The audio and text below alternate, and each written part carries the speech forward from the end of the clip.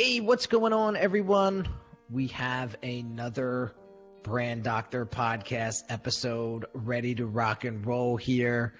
I'm just getting my stuff ready for my Facebook Live, which I like to do simultaneously to get some more reach and to impact more people. And so I'm just sharing this to a couple of pages, and we'll get this party started today. I have an amazing group, amazing guest.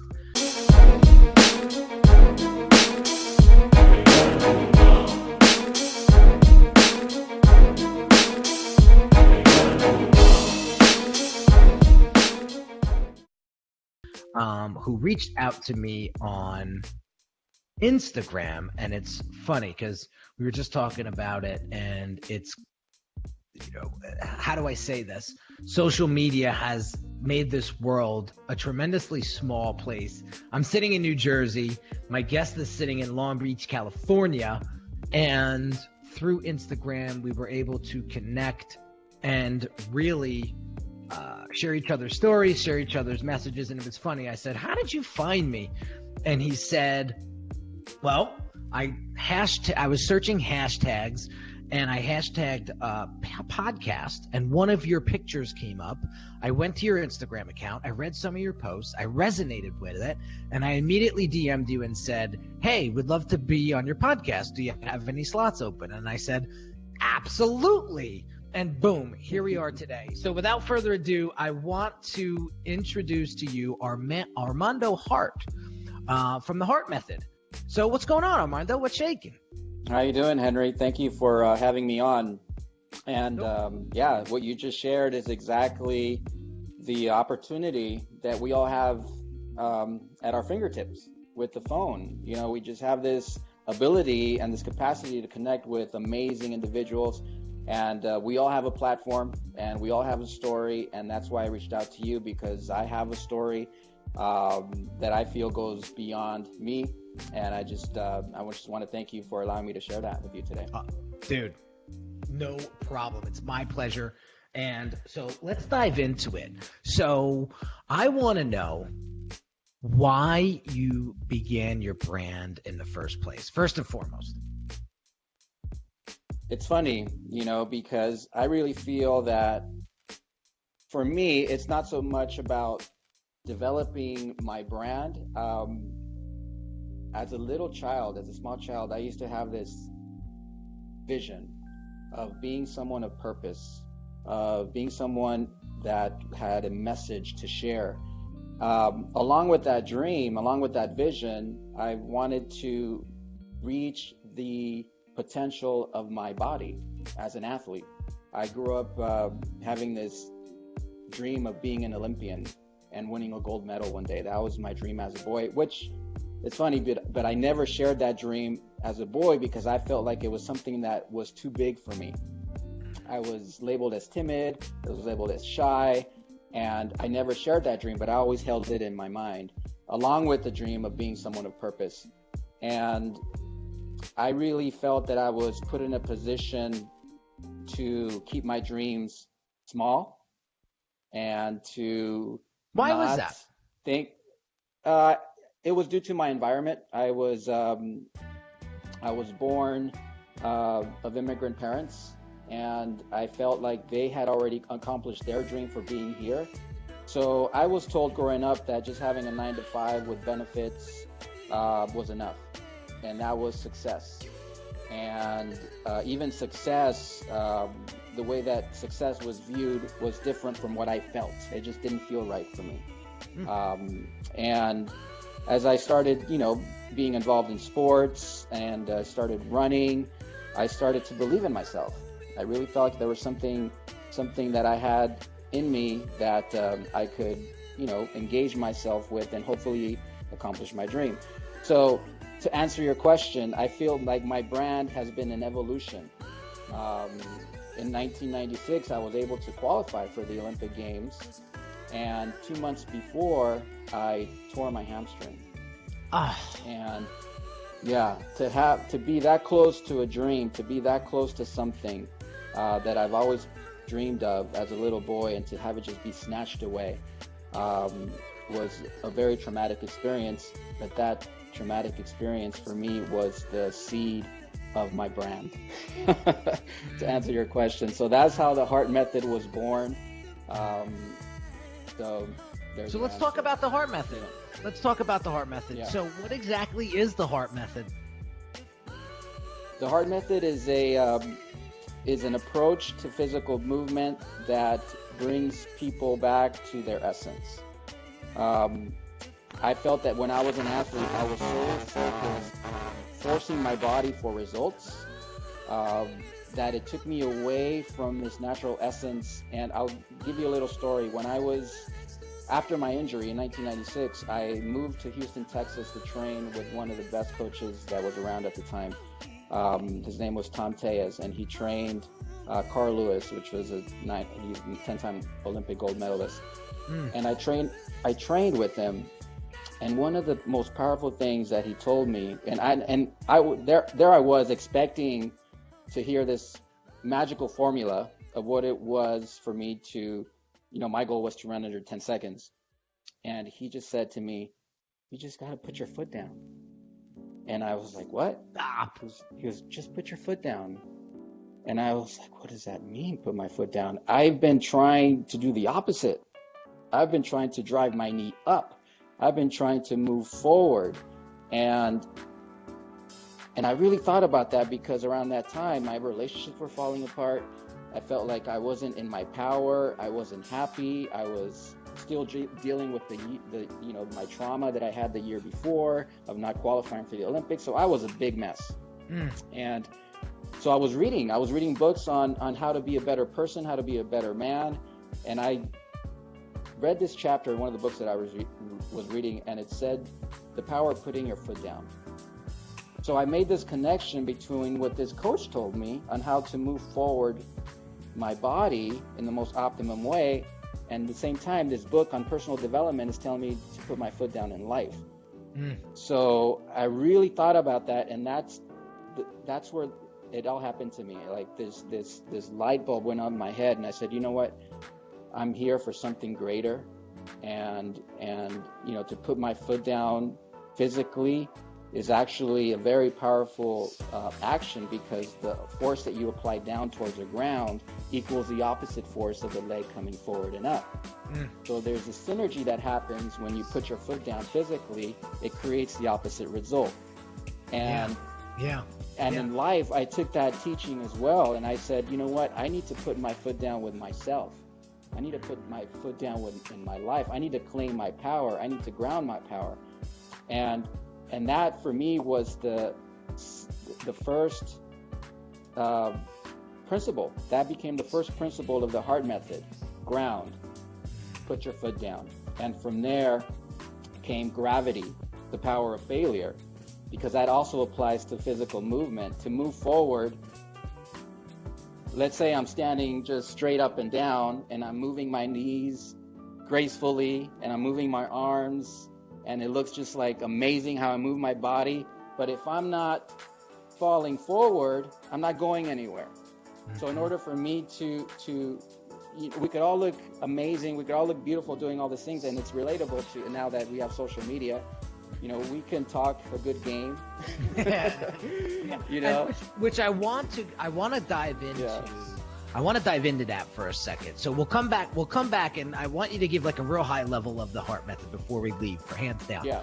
But so you mentioned something just now, right? You said, on social media, it looks like people talk, or people make it look like they can talk a big game. Right? Yeah. But then when you find out who they truly are, they're not who they truly are. Right. And that starts the skepticism. That starts the one eyebrow up, like, who's this guy? Yes. And I've been on a goddamn mission for the past 10 years, but really the past 2-3 years. Yeah. To really put my foot down and ground myself and start showing people who the real Henry Kaminski is. He happens to be called the brand doctor now, but who the real Henry Kaminski is. And I am not I am pulling back the curtain and I'm showing people who it is. So if there's some numbnut out there that ever wants to try to mess with my reputation, they're the ones that are going to look like the asshole, because I am so damn transparent. You can't take that away from me, right? And so trying to be someone you're not is only going to get you in trouble. Armando, how many of these Instagram accounts do you see now with the guy standing in front of the Lamborghini, or the guy, you know, and next thing, and the Range Rovers and the Bentleys, and next thing you know, you find out that the guy's driving a Honda Odyssey, really, and he's renting the Range Rovers and the Bentleys for his freaking promo videos. And you see that it's so common. I mean, it's such a challenge for everybody, I feel, to just be in themselves and be true to who we are, right? Why? I mean, I talk from experience too, because and I'll give you a personal experience. I just released an app last week. Okay. And I held on to me not posting it, not putting it out there. Why? Because I was comparing myself to what others were posting, what others were saying about their app, looking at their accounts, like, whoa, look at his app, look at her app. So I didn't release mine because I was comparing myself to what others, but I truly don't know how their life really is. Right. And if they're truly fulfilled, and if they're just focusing on showing something that they truly don't have, I don't know. And I can't focus on that. I just need to we need to bring the focus back to ourselves. And like you said, you got to a point where you just had to ground your power and be authentic to who you are and have that integrity and not focus on anything else. Armando, why are people so afraid of sharing who they truly are? Because it's a scary thing to fail. And I was talking about how the second principle came to me of gravity, because after that traumatic injury, I was afraid to move forward, because I really felt that if I moved forward, not just physically, but also in life, I was going to get struck down like I did. So as I was getting closer to my goals, I was going to get struck down. Life was going to strike again. So what happened was that I was afraid to fail. And I was one of those that showed to others that I had a good life, that I had it good. And it was a lie. Why? Because I was afraid to move forward. I was afraid to fail. I was trying to make myself believe that I was good. And I was trying to make others believe that I was happy and I was fulfilled. And I really wasn't. And I think we all have that, whether it's conscious or subconscious. I really feel like failing is such a hard and difficult thing for us to do. It is. For me, it's present in the body. Like I was saying, like I could look beautiful doing these high knees and look amazing doing this and have the best outfit and look pretty. And if I'm not leaning my body forward, I'm not going anywhere.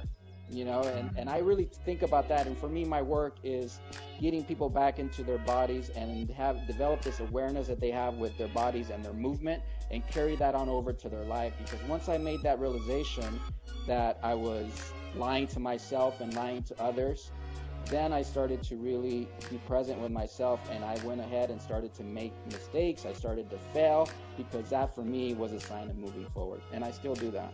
And listen, the only way we're going to get better at what it is that we do is accepting the fact that we're going to suck at something, right? And that we need to embrace the suck or embrace the fail, get back. What's the biggest thing, right? You have to get back up and say, you got to get back up and continue on. I mean, listen. Every day I wake up, and this sounds crazy. I'm going to tell you something right now that's probably going to shake people up. We're going to be like, what are you, like, how creepy is this? But I do it every day. As I'm brushing my teeth and I'm looking myself in the mirror, I say to myself, I'm grateful for today. Like, I was able to open my eyes and actually see. I was able to use my legs to get up out of bed. I have my arms to brush my teeth. I said, tomorrow, I could get diagnosed with cancer. I could lose my eyes. I could lose my legs. I could lose my arms. So what am I going to do today to make a difference?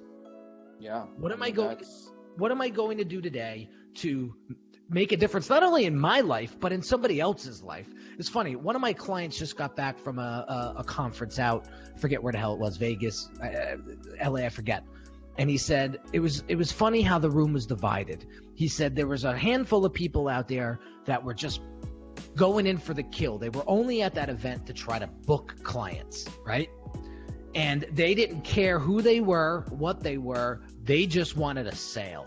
And then there was another side of the room that had a true purpose, had a mission, had a vision, didn't really was focusing in on, will this person fit in with my mission or will they not? And he said it was a clear distinction who these people were. And he said it was crazy. The ones that were just praying were the ones that were like the thousandaires. I call them the thousandaires. The ones that truly had a mission and a vision and truly were themselves, and they weren't trying to be somebody else. He told me every one of those people their average revenue was 2 to 3 million a year. Because my guy's in finance, so he has no problem asking, what's your revenues, and these people were telling him, what their revenues were. And I said, wow, look at that. When you have a mission, when you have a vision, when you actually stand for something and you're truly authentic, like you just mentioned, look at what the world gives you. Right. Yeah.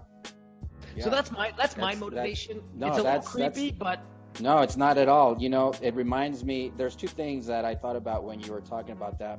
I mentioned earlier that I trained with Carl Lewis back in 1997.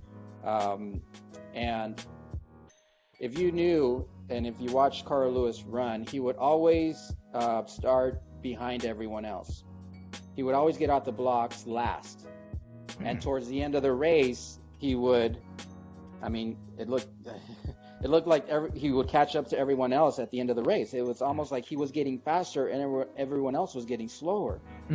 So I remember coming across a coach and he goes, you train with him. You should tell him that if he gets out of the blocks faster, and I could help him, this coach was telling me, he's like, I could help him get out of the blocks faster and he could run even, way faster. His time could be even way faster than he currently ran. So, but if you knew Carl Lewis, you knew that he had a method. You knew that he would set up his blocks a certain way, so the angles of his body would be set up in a way that he would clear the blocks in a certain way to maximize his acceleration and then minimize his deceleration. So in essence, he was running faster for a longer period of time while others were running faster for a shorter period of time, and then he was getting slower for a shorter period of time while the others were getting slower for a longer period of time.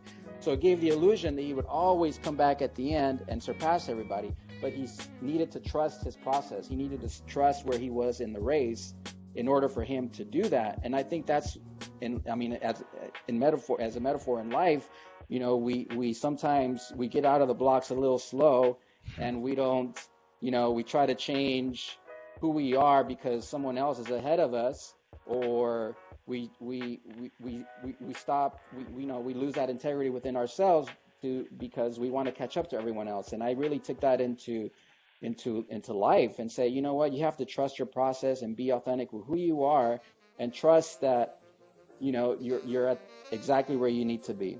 And another thing that you talked about too that I got reminded of was that when you get up in the morning and what you do, and you look in the mirror and you are grateful for what you have, that's one thing that I do too, is I get up super early in the morning, even though it's really hard to do that sometimes, because I have two voices in my head, one that says stay in bed, stay comfortable, stay warm.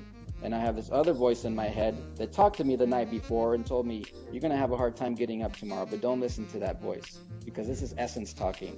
This is not your ego. There you go. I remember that voice, and I get up, and the hardest walk is from my bed to the bathroom. That's the hardest walk of my day. But as soon as I splash water on my face, I start to wake up. And then after that, I do my morning practice, and I just feel amazing. And every time I do that, every time I finish my walk from the bed to the bathroom, I put a little win next, in my head. I just like one win, that wins and losses. I put a check mark next to a win. And then I shave my face on purpose because I know it's hard to do. And then once I shave and I shave my head, I'm also nice. Look at that. I love it. You're the second one in a row. I love it. So I shave my head, and then I was like 2 wins, and then I do my morning practice, 3 wins. So by the time I walk out of my home, I'm 10-0. I have this winning attitude. And that for me is being an essence. So that person that, looks in the mirror, that's being grateful, that's essence, and that sets the tone for the rest of your day. I'm sure, right? Oh my God. Listen, you got to figure out how to create success. Success doesn't happen to you.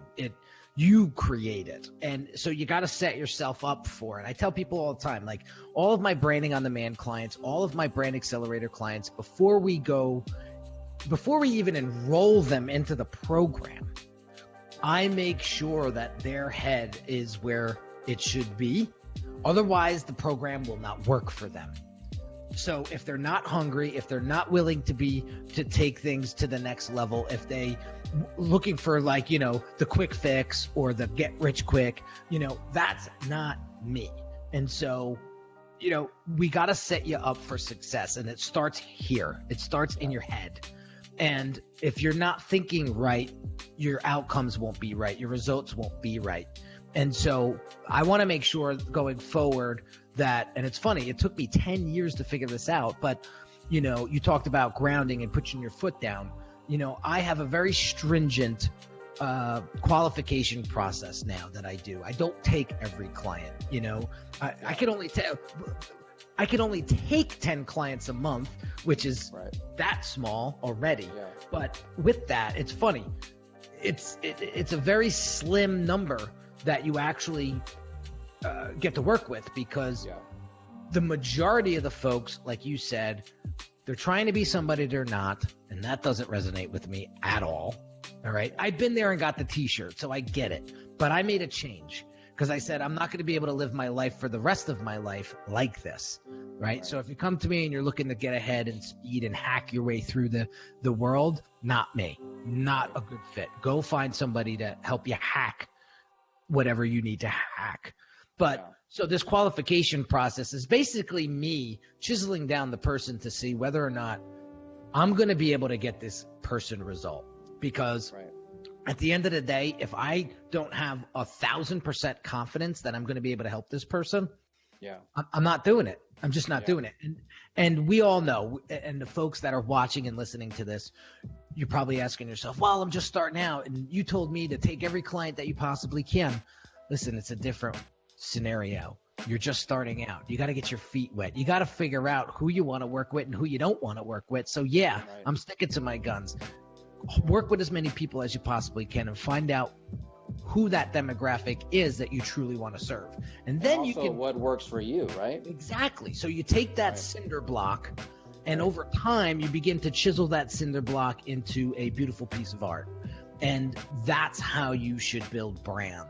So I love what you're saying here when it comes to really getting comfortable in your own skin, really just owning who you are. Listen, I'm 5 foot.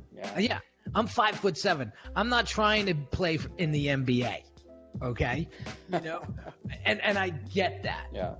You know what I'm saying? But if I walked around screaming, I'm going to go play for the Knicks, you know what I'm saying? It's just one of those things that are so obvious, but people just get caught up. I don't know what it is, keeping up with the Joneses, especially here in New Jersey. Forget it.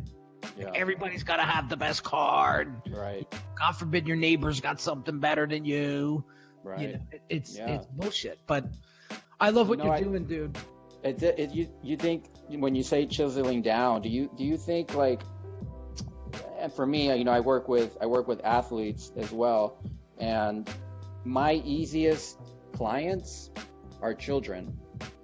And I really feel that we're growing up, we're born with this essence. I really feel like, I talk about the Hart method and the essence of ground and gravity and integrity and joy and harmony and freedom and now and action. I really feel that children have this essence naturally. Like they have this ability to own themselves.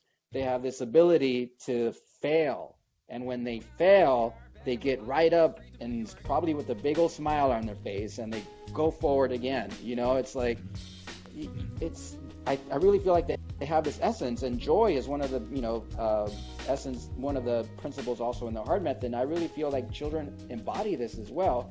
So my easiest clients is children. It's funny because I really feel like I preserve that in them, and then that becomes a foundation to create something beautiful. Like when essence meets intellect and logic and everything comes together, you really have an amazing brand. And I really feel like you can relate to that. Oh, 100%. Listen, I have a 5-month-old son, Dante, and watching him do tummy time, right? And he's got a big old noggin like me, and it's when I see him pushing himself up, and trying to keep that head up, and getting that neck control, and I see him get tired and go boom, it sounds like a brick hits the floor, right? And then it's 2 seconds later, his head's back up and he's pushing through and he's trying to roll over. And now he's like a little Mexican bean. He like rolls all over the floor. You know what I mean? And it's just amazing to watch how what's the word that I'm looking for? They're just so damn persistent and they're pure is the word that I was looking for. When clients come to me and they want to help, and they want help building their brand or taking their brand to the next level, the best client is the client that says, I am 100% coachable. I am hiring you for a reason. Yeah. This is your world. I'm your, I'll be Obi-Wan, I'll be Luke Skywalker. You just be my Obi-Wan Kenobi and guide me. That's the best client. And that's the client that gets the best results. I have a client, Dom Fawcett. He's the salt of the earth. Love this guy. He started working with me about a year ago, and he said, there's one thing to be a great vendor, like a great person to hire, right? A great investment. But he said there's another part to it where you need to be a great client as well. And so as we were building his brand out last year, there were some ups and downs. There were some things that needed to get plugged in. And this guy had the most patience, where some people might have got aggravated or whatnot, but he was like, dude, whatever you need, let me know. He once had to pull over on the side of the highway to send me a file, and he did it, and he didn't complain about it. Right. And I was like, now look at this guy a year later. His goal, he hired me in January. His goal was to be out of his 9-to-5 by December. We got him out of that job in June. Wow. And we were happy. I mean, when I got that text message and he said I put in my 2 weeks, I said, bro, it's only June. He said, yeah, exactly. Wow. That just lit me up. That's an example of, like you said, being pure and keeping that pure essence even as adults.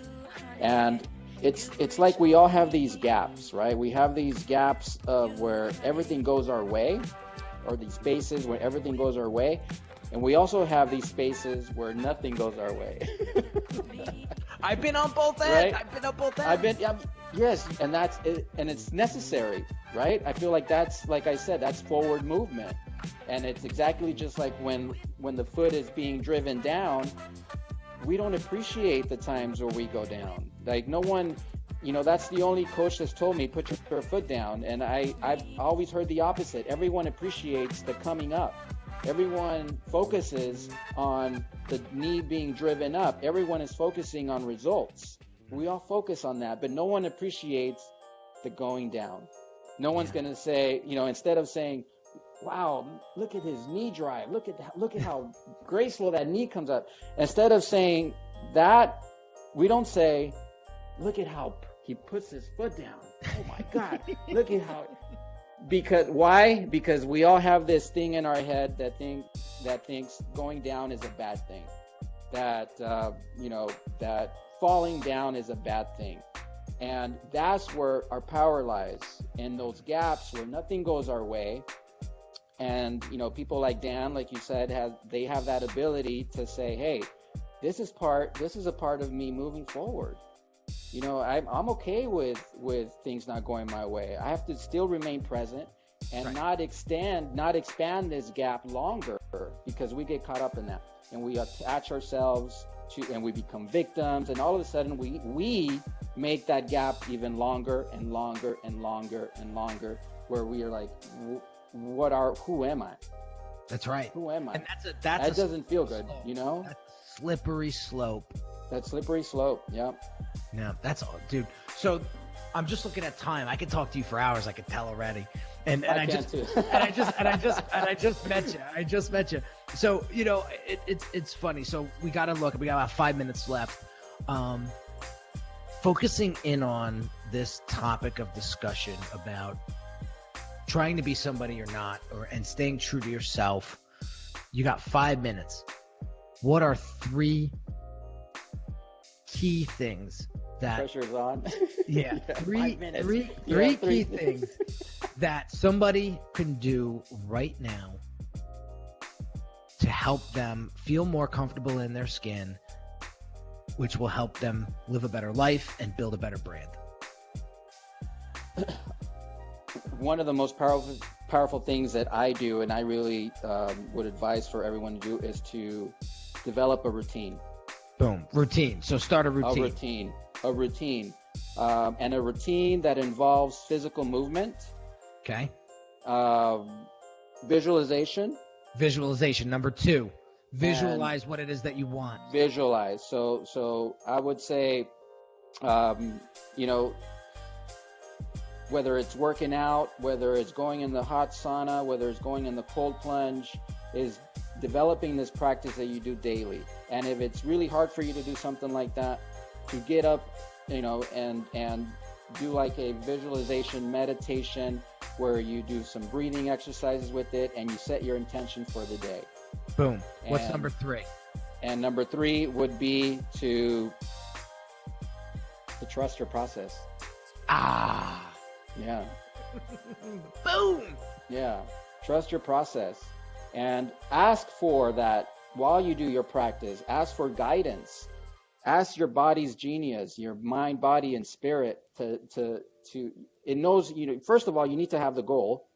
What's the ultimate goal? And then you ask for guidance. So you trust everything that comes in your day, in your experience. You trust it because you asked for it already.